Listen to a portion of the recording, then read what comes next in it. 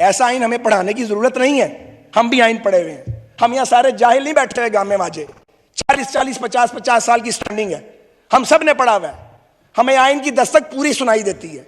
आइन की दस्तक सिर्फ ये नहीं कहती कि 90 दिन में इलेक्शन कराओ, आइन की दस्तक ये कहती है कि गैर जानिबदार भी होना चाहिए, ट्रांसपेरेंट भी होना चाहिए। जो सुप्रीम कोर्ट के जज साहिबान हैं, उनकी रिटायरमेंट की उम्र जो है वो अब 68 पे लेके जाएं।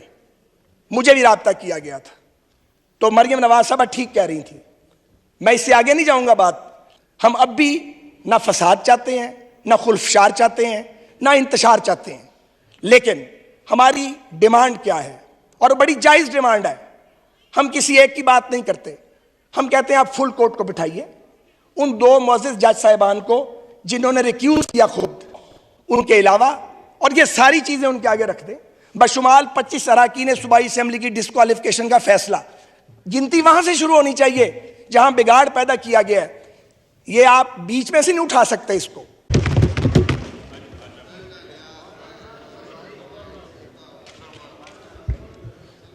बिस्मिल्लाहिर्रहमानिर्रहीम। जनाब स्पीकर, आज इस वक्त ईवान में मुझसे पहले जनाब और असद महमूद साहब ने बड़ी मुदल्लिल गुफ्तगू की है आज के फैसले के हवाले से। बदकिस्मती से पाकिस्तान की अदालती तारीख हादसात, नाइंसाफ़ियों और नाहमवारियों से भरी पड़ी है।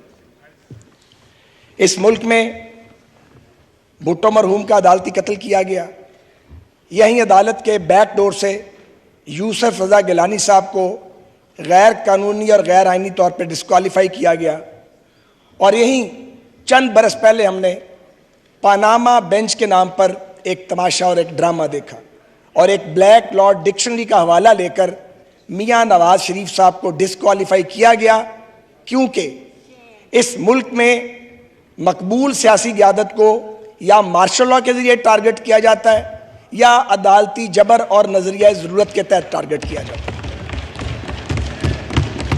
मुझे बहुत अच्छी तरह याद है जब हम गिलानी साहब की कैबिनेट से, उससे पहले की बात है, उन्हीं दिनों की बात है जब ये जजिस बाली तहरीक चली। आप पीपल्स पार्टी के दोस्त हमें कहते रह गए कि थोड़ा इंतज़ार करो, लेकिन हम अदलिया की गैर जानिबदारी और आज़ादी के रोमांस में या रुमान में बहुत आगे निकल गए। मुझे वो दिन भी याद है जब मियां नवाज शरीफ साहब मॉडल टाउन से लॉन्ग मार्च की क़यादत करने के लिए निकल रहे थे। हमारा कोई मामा चाचा, कोई भाई भतीजा जज नहीं था, तो हमारा कोई पर्सनल इंटरेस्ट नहीं था। आप हमारे इत्तेहादी थे और हमने वो कैबिनेट छोड़ी, आप हमें समझाते रह गए, और हम अदलिया की आज़ादी के परचम को और बहाली के परचम को लेकर निकल आए। जब नवाज शरीफ साहब निकल रहे थे तो उनको 2 कॉल्स आई पाकिस्तान के बाहर से, और उन्हें कहा गया कि आपकी जान खतरे में है, आप बाहर ना निकलें। उन्होंने अपनी जान को भी खतरे में डाला, हम भी जो उनके हम रकाब थे सारे अपनी जानों को, उन दिनों में धमाके बहुत होते थे, खतरे में डाला। कि मकसद क्या था? एक आज़ाद और गैर जानिबदार अदलिया का क़याम। हम इफ्तिखार चौधरी साहब को नहीं जानते थे, ना कोई वास्ता था, ना बाकियों को जानते थे, लेकिन हम समझते थे कि जनरल मुशर्रफ ने ज्यादती की है, जुल्म किया है, और हम बाहर निकल आए। लेकिन आज कई साल गुजरने के बाद जब नजरिया ज़रूरत के तहत अदालत से फैसला आता है, या जब हम देखते हैं कि किसी फैसले में नजरिया ज़रूरत की बदरू भटक रही है, तो यकीन कीजिए कभी कभी शर्मसारी होने लगती है कि यह तहरीक चलाने की क्या ज़रूरत थी। अदलिया बहाल तो हुई, अदलिया को हम आज़ाद और गैर जानिबदार नहीं करवा सके, इसको हम एडमिट करते हैं। मैं खुद जेल में गया हूं 2 बार, बहावलपुर जेल और मियां वाली जेल, इसी चक्कर में। मेरे रुफ़का भी गए। उसका नतीजा क्या निकला? पानामा बेंच, पानामा का केस, कि इमरान के सहूलतकारों के कहने पर यह खेल खेला गया। जावेद हाशमी ने तो यह बात बहुत पहले हमें बता दी थी कि जज और जर्नैल मिलेंगे और इस बात तुम्हें अदालत के जरिए निकाला जाएगा, और उसके बाद फिर खूब ज़दोकोब किया जाएगा। और वो सारा कुछ हुआ जैसा कि हाशमी साहब ने बताया था। वो इमरान खान के साथ थे और इसीलिए उससे अलग हो गए थे। तो बात यह है जनाब कि यह सिलसिला कहीं रुकना चाहिए। सिलसिला नहीं रुक रहा। मैं ये सवाल पूछना चाहता हूं और पूरी कौम सुन रही है इस बात को, मोअज़्ज़िज़ जज साहिबान भी सुन रहे हैं कि अगर इमरान खान के ऊपर नो कॉन्फिडेंस हुआ है तो ये कौन सा गैर कानूनी या गैर आईनी रास्ता इख्तियार किया गया। हमने धरना तो नहीं दिया, हमने इस्लामाबाद का घेराव तो नहीं किया, हम उस साइड पे बैठे थे, उधर से उठा के हमें जेलों में डाल दिया। हम में से किसने जेल नहीं काटी? हम रोए तो नहीं? हम जब जेलों से आते थे तो चीखे नहीं मारते थे? अदालतों में हमारे साथ नाइंसाफी हो रही थी, हम जेलों में बंद थे। चीफ जस्टिस साहिबान जो थे उस दौर के, उन्हें हमारी शक्लें पसंद नहीं थी, उस दौर की एजेंसियों को हम ठीक नहीं लगते थे, उस वक्त की एस्टेब्लिशमेंट ने हमें जेल में डाला हुआ था और ये एक शैतानी इताअत था, इससे कम मैं इसे कुछ नहीं कह सकता।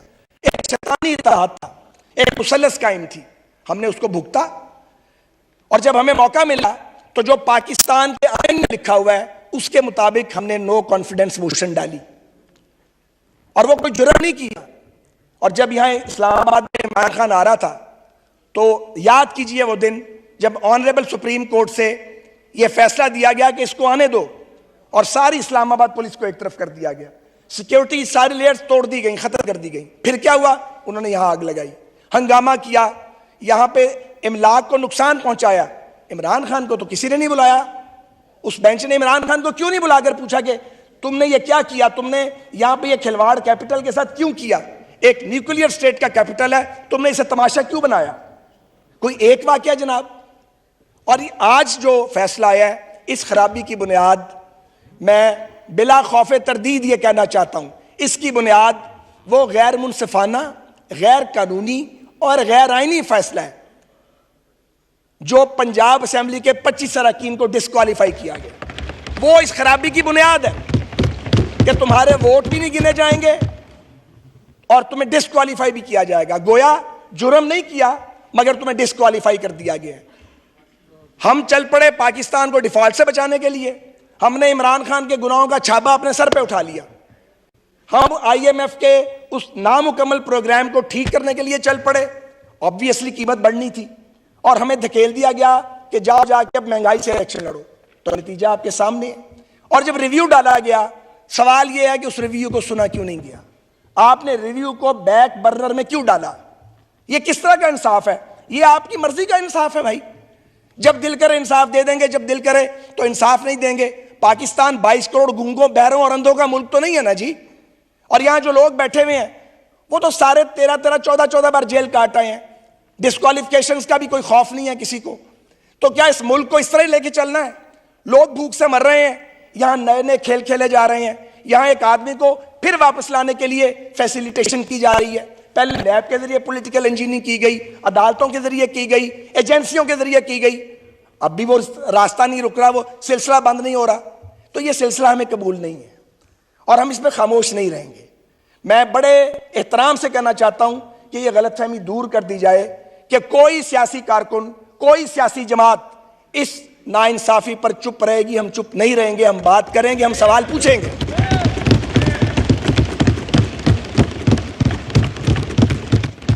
अब गुजारिश ये है, एक अफसोसनाक सूरत सामने आ गई है, तो कोई पाकिस्तानी नहीं चाहता कि जो मशवरा दिया गया प्राइम मिनिस्टर को, बल्कि हुक्म दिया गया, एक अदालती हुक्म था कि वजीर आजम का मतलब है वजीर आजम और कैबिनेट, उस पर अमल दरामद हो रहा है। उस दिन बिलावल साहब ने भी ये बात की है।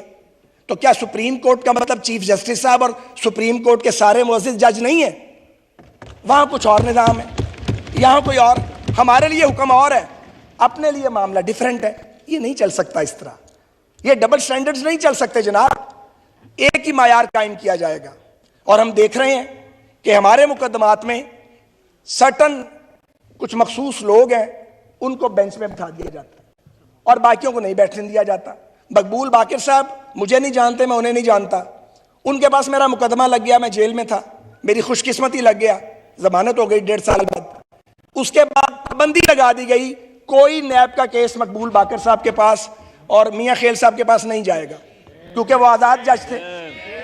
ये हम सब के साथ ये कुछ किया, किसी को शर्म आई है कि कोई कभी एम्बैरस हुआ है? अब जब आप प्राइवेट मजलिसों में मिलते हैं तो आप कहते हैं मैं माफी चाहते हैं, गलती हो गई थी। तो मैंने उनको कहा, साहब को मैंने कहा ये प्राइवेट माफी वाली बात नहीं है, आपने मुल्क के साथ खिलवाड़ किया है। तो ये काम हम क्यों करते हैं कि जब हम फारिग हो जाएं तो उसके बाद माफिया मांगनी पड़े या हम माशरे में जाने के काबिल ना रहें। ये बड़ी ज्यादती है। अब आप ये देखिए कि गवर्नमेंट क्या करे। 4-3 का फैसला जो 4 जजेस कह रहे हैं कि ये दुरुस्त नहीं है, 3 साहिबान कह रहे हैं कि दुरुस्त है, तो 4-3 के फैसले को माने या 3 के फैसले को माने? हमें आपने किस दोराहे पे लाके खड़ा कर दिया जनाब? आपको चाहिए था कि आप अपने हाउस को इन ऑर्डर करते।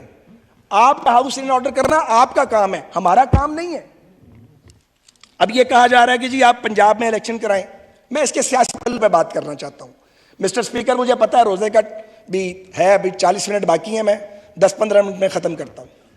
क्या पाकिस्तान 4 वफाकी इकाइयों पर मुश्तमिल मुल्क नहीं है? क्या पाकिस्तान का आइन 4 फेडरेटिंग यूनिट्स को इकट्ठे करके एक रियासत नहीं तश्कील देता? वो ये नहीं पता आपको?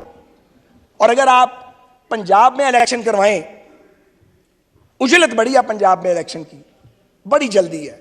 इवन केपी में भी वैसे इलेक्शन की जल्दी नहीं है जैसे पंजाब में जल्दी पड़ी हुई है कि किसी तरीके से ये वापस आ जाए, ये बहरूपिया किसी तरीके से वापस आ जाए। तो फिर आप 2 मिनट के लिए इमरान की और हमारी सियासी जो इख्तिलाफ है उसे एक तरफ कर दें। आप ये सोचें, पंजाब पे ये तारीखी तौर पे इल्ज़ाम लगता रहा है कि ये बड़ा सूबा है और ओवरवेलमिंग मेजॉरिटी है और ये डोमिनेट करता है वफाक के ऊपर।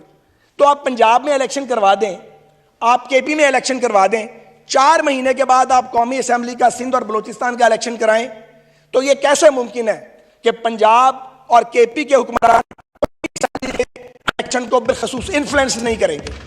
और जब वो इन्फ्लुएंस करेंगे तो आइन सिर्फ ये नहीं कहता कि 90 दिन में इलेक्शन कराओ। ऐसा आइन हमें पढ़ाने की जरूरत नहीं है, हम भी आइन पढ़े हुए हैं। हम यहाँ सारे जाहिल नहीं बैठे हुए गामे माजे, 40-40, 50-50 साल की स्टैंडिंग है, हम सब ने पढ़ा हुआ है।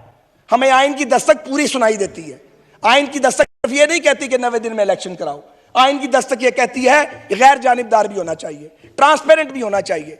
तो जो पंजाब का हुक्मरान होगा और जो केपी का हुक्मरान होगा, कौमी असेंबली के और बाकी सूबों के इलेक्शन को कैसे इन्फ्लुएंस नहीं करेगा? तो फिर ट्रांसपेरेंसी किधर जाएगी, फिर गैर जानिबदारी किधर जाएगी? इससे भी ज्यादा इंपॉर्टेंट बात है, फिर किसका बन जाएगा ये इलेक्शन? ठीक कहा गया। तो मैं ये सवाल पूछता हूं कि मर्दमशुमारी बीच में है, बल्कि कंक्लूड होने के करीब है, लाखों नए वोटर जो हैं वो मौजूद हैं। आप पुरानी मर्दमशुमारी पे और पुरानी डिलिमिटेशन पे बजीदा का इलेक्शन करवाओ, तो वो जो लाखों वोटर जो पैदा हो चुके हैं और जो मौजूद हैं, उनको जब हक के राय दही नहीं मिलेगा तो वो इस जुडिशियल ऑर्डर की वजह से, जिसे जुडिशियल ऑर्डर कहा जा रहा है, उसकी वजह से नहीं मिलेगा। तो उनको आप कैसे किसी वोटर के हक को डिनाई कर सकते हैं कि तुम वोट ना डालो? तो सवाल यह है, वसाइल की तकसीम का मामला, डिलिमिटेशन का मामला, इलेक्शन को इन्फ्लुएंस करने का मामला, और जनाब स्पीकर टॉप ऑफ इट, क्या गारंटी है कि अगर यह इलेक्शन हो जाए तो इसके नताइज को सब मानेंगे? हमने 71 के सानहे से सबक क्यों नहीं सीखा? हम सबक क्यों नहीं सीखते? हम जाती ख्वाहिशात को हम क्यों गालिब आने देते हैं कौमी मुफादात के ऊपर? और उस दिन मरियम नवाज साहबा ने जो बात की थी उसका एक गवाह मैं भी हूं। हमें कहा गया था, हमें इन्फ्लुएंस किया जा रहा था कि आप जो सुप्रीम कोर्ट के जज साहिबान हैं उनकी रिटायरमेंट की उम्र जो है वो अब 68 पे लेके जाएं। मुझे भी राब्ता किया गया था। तो मरियम नवाज साहबा ठीक कह रही थी। मैं इससे आगे नहीं जाऊंगा बात, लेकिन ना सहूलतकारी खत्म होने में आ रही है, ना ख्वाहिशात खत्म होने में आ रही हैं। तो ये जो एक्सटेंशन का अजाब है, ये लगता है कि अब कहीं और भी जा रहा है। ये नहीं जाना चाहिए। हम अब भी ना फसाद चाहते हैं, ना खुल्फशार चाहते हैं, ना इंतशार चाहते हैं। लेकिन हमारी डिमांड क्या है? और बड़ी जायज डिमांड है। हम किसी एक की बात नहीं करते। हम कहते हैं आप फुल कोर्ट को बिठाइए, उन 2 मुअज़्ज़िज़ जज साहिबान को जिन्होंने रिक्यूज किया खुद, उनके अलावा, और ये सारी चीजें उनके आगे रख दें, बशुमाल 25 अराकीन सूबाई असेंबली की डिस्क्वालिफिकेशन का फैसला। गिनती वहां से शुरू होनी चाहिए जहां बिगाड़ पैदा किया गया है। ये आप बीच में से नहीं उठा सकते इसको। और एक और बात है कि किनको पॉलिटिकली फारिग करने की कोशिश की जा रही है, या कोई ऐसी पार्टी है जो फारिग होगी इस तरीके से? ये कई बार गिरे हैं, कई बार कपड़े झाड़ के उठ जाते हैं, जख्मी होते हैं, फिर खड़े हो जाते हैं। ये ना करें। तो मैंने बहुत टाइम लिया है। मैं सिर्फ ये कहना चाहूंगा जनाब स्पीकर कि अदालत उज़्मा का वक़ार हर कीमत पे और उसकी अथॉरिटी वो बरकरार और बहाल रहनी चाहिए। हम सब ये चाहते हैं कि अदालतों का एहतराम बरकरार रहे, बहाल रहे, मगर हम ये भी चाहते हैं कि बड़ी अदालत छोटी अदालत के जो डोमेन है उसमें मदाखलत ना करे। जो फैसला सेशन कोर्ट या हाई कोर्ट ने करना है वो डायरेक्ट सुप्रीम कोर्ट में नहीं जाना चाहिए, ताकि आदमी के पास अपील का हक ही ना हो। हमारे साथ तो यही हुआ है और ये बार बार हो रहा है हमारे साथ। जब सीनियर तरीन जज के डोमेन हाई कोर्ट तो ये होना चाहिए था। तो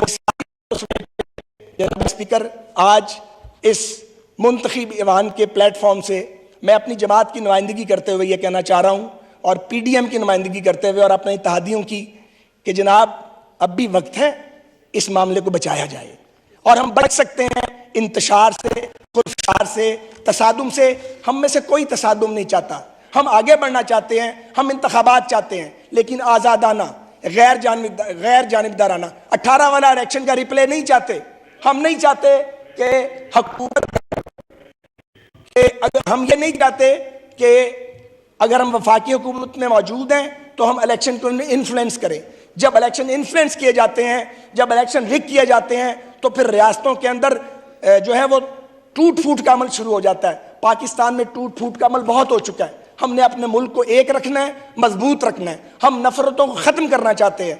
इसलिए हम बड़े अदब से, बड़ी लिजाजत से हम ये गुजारिश कर रहे हैं इस हाउस से, ऑनरेबल सुप्रीम कोर्ट के उन मुअज़्ज़िज़ जज साहिबान को और ऑनरेबल चीफ जस्टिस साहब को कि वो इसका नोटिस लें हमारी इस्तदा का और कोशिश करें कि फुल कोर्ट इन तमाम मसाइल को हल करें। बहुत शुक्रिया। मोहतरमा शेरी